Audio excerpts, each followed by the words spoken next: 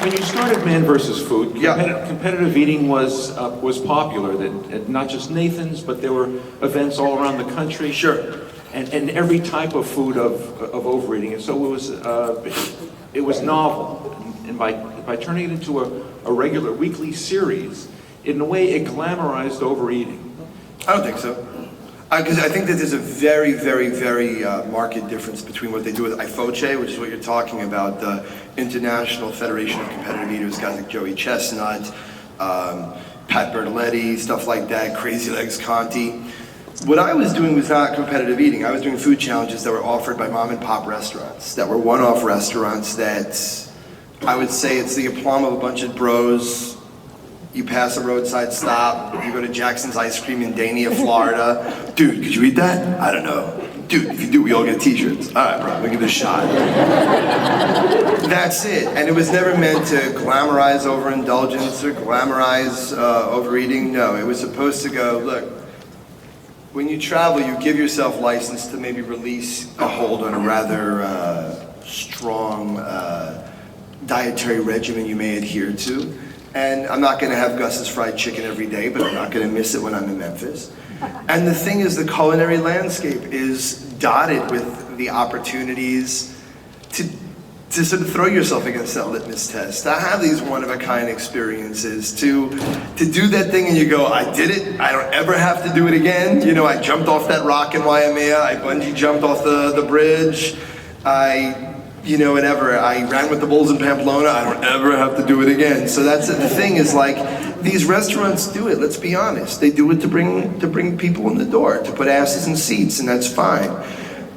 But while it wasn't your intention to glamorize overeating, or quantity over quality necessarily, maybe, would you, as a thespian and a culture vulture, acknowledge that for some people, they take it, hey, I want to be Adam Richman. I want to see how much I can eat. I don't want to leave anything on the plate. And now it seems like you've had your own character arc. I mean, well, I certainly appreciate the notion of, and I really do take the notion of being culture vulture rather complimentary. You know, it would be different, I feel, if I were sitting here proselytizing the virtues of silken tofu and sprouts only. I'm saying, get that brisket in you. Get that chili and that grilled cheese sandwich when you're in Wisconsin, and get the cheese curds and the brats when you're in Green Bay. And here, you know, I'm sure I will make love to something animal style. Take that for what it's worth.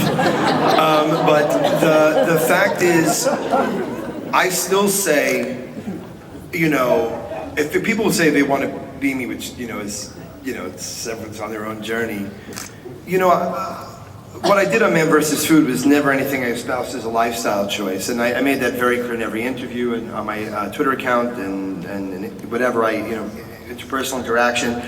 But I really think that I would, you know, the reason I won't do a challenge anymore is after 59 of them, I think it's okay to hang up my fork.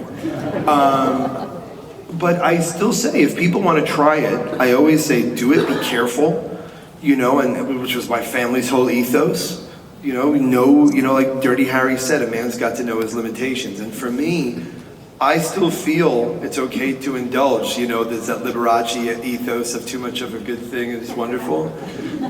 I just think it's the difference between doing it as a momentary indulgence and doing it as a lifestyle choice. And if there's ever anything I could clear up, I would say, you want to go do a challenge, you want to do the Joe Rogers Chili Parlor Firebrand, and look, that is your body, that is your tushy. You want to eat 7 bowls of hot chili, Godspeed, young man. But understand what you are into, and understand that this isn't something you could, should, or probably want to do on a regular basis.